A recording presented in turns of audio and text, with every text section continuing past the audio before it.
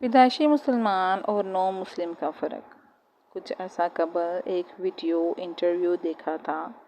ایک غیر مسلم خاتون 3 ایسی خواتین کا انٹرویو کر رہی تھی جنہیں اسلام قبول کیے 10 سال سے زائد عرصہ ہو چکا تھا۔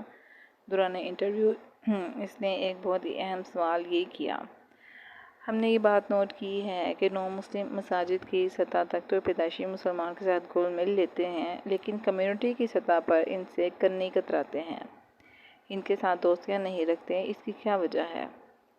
کسی جگہ 3 خواتین بیٹھی ہوں تو یہ ممکن ہی نہیں کہ وہ اپنی اپنی باری پر بولیں۔ خواتین کی نفسیات کچھ ایسی ہے کہ یہ سب ایک دوسرے کو لقمہ دے رہی ہوتی ہیں۔ یوں اختلاف ہو تو کنفیوژن پھیل جاتی ہے، اور اتفاق ہو تو ایک مشترک موقف سامنے آ جاتا ہے۔ ان خواتین نے مل جل کر جو جواب دیا وہ دل دہلا دینے والا تھا اور ہم سب کے لیے لمحہ فکریہ ہے۔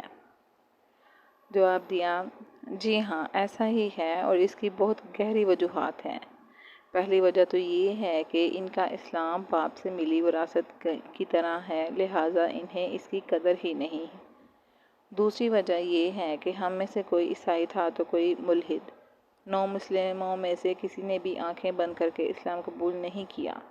کم سے کم بھی 2 سال تک اسلام کا مطالعہ کرنے کے بعد یہاں مغرب میں لوگ اسلام قبول کرتے ہیں۔ ان کا پہلا مطالعہ قرآن مجید اور دوسرا رسول اللہ صلی اللہ علیہ وسلم کی سیرت ہوتا ہے۔ تیسرے مرحلے میں لوگ صحابہ کرام کی زندگی کا مطالعہ کرتے ہیں تاکہ دیکھ سکیں کہ آخر وہ جماعت کیسی تھی جسے رسول اللہ صلی اللہ علیہ وسلم کی براہ راست صحبت اور تعلیم میسر آئی۔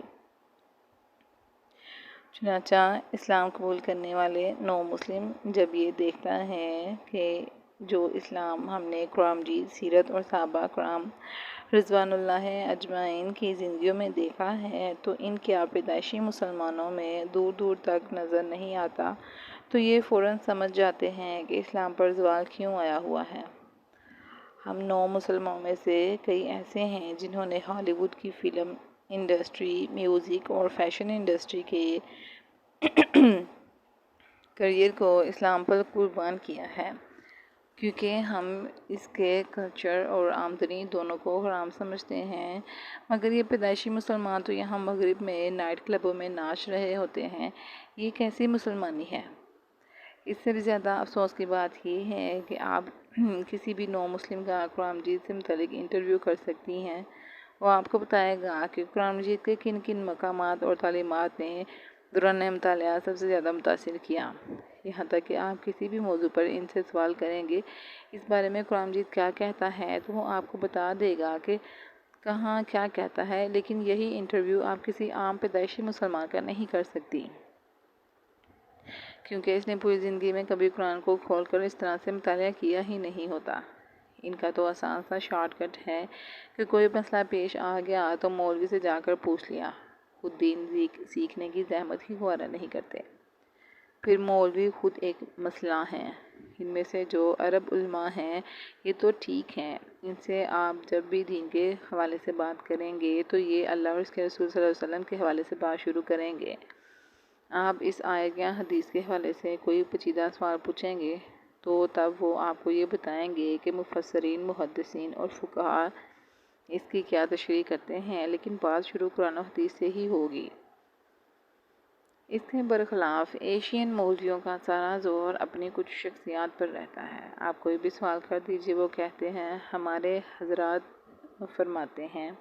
ارے بھائی، ہم نے آپ کے حضرت کا کیا کرنا ہے؟ ہمیں تو یہ بتاؤ کہ اللہ اور اس کا رسول کیا کہتا ہے صلی اللہ علیہ وسلم۔ ہم ان پیدائشی مسلمانوں سے دور ہی رہتے ہیں۔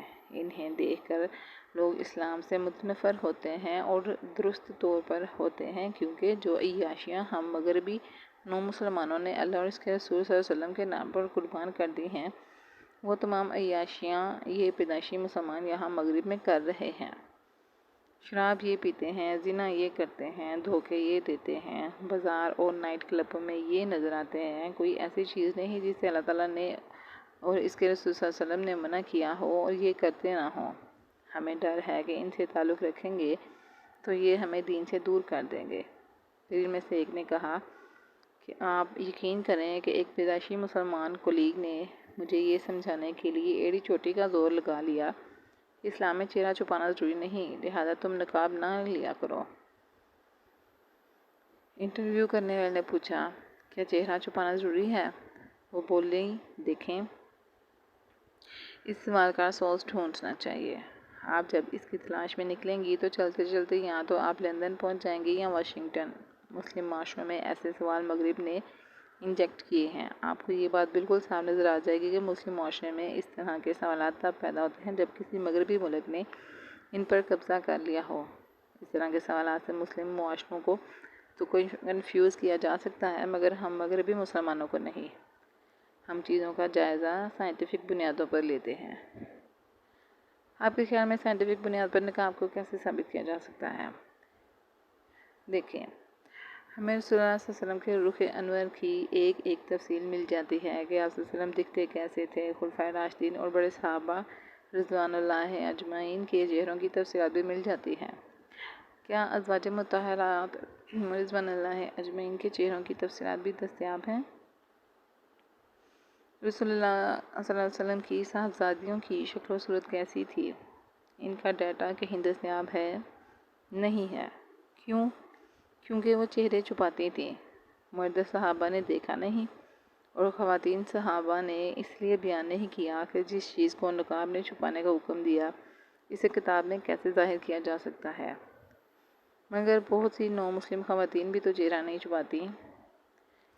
یہ ان کی اپنی چوائس ہے۔ ہم کسی کی پرسنل لائف میں دخل دینے کا حق نہیں رکھتے۔ ہم یہی کہہ سکتے ہیں کہ نو مسلم لوگ ہدایت یافتہ لوگوں کی جماعت ہیں۔ صحابہ کرام رضوان اللہ اجمعین کی طرح حق کی تلاش میں نکلے اور اسلام تک پہنچے۔ ان کی کمٹمنٹ بھی پھر کچھ اور ہی لیول کی ہے، اور ہم پیدائشی مسلمان تو واقعی آپ کی میراث پر اترا رہے ہیں۔ اپنی ذاتی دینی کمائی کوئی نہیں۔ اور یہ بات ہم مسلمانوں کے لیے ایک بہت بڑا لمحہ فکریہ ہے کہ آپ صلی اللہ علیہ وسلم کا فرمان ہے نا کہ اگر تم اسلام میں خوش رہنا چاہو تو اپنے سے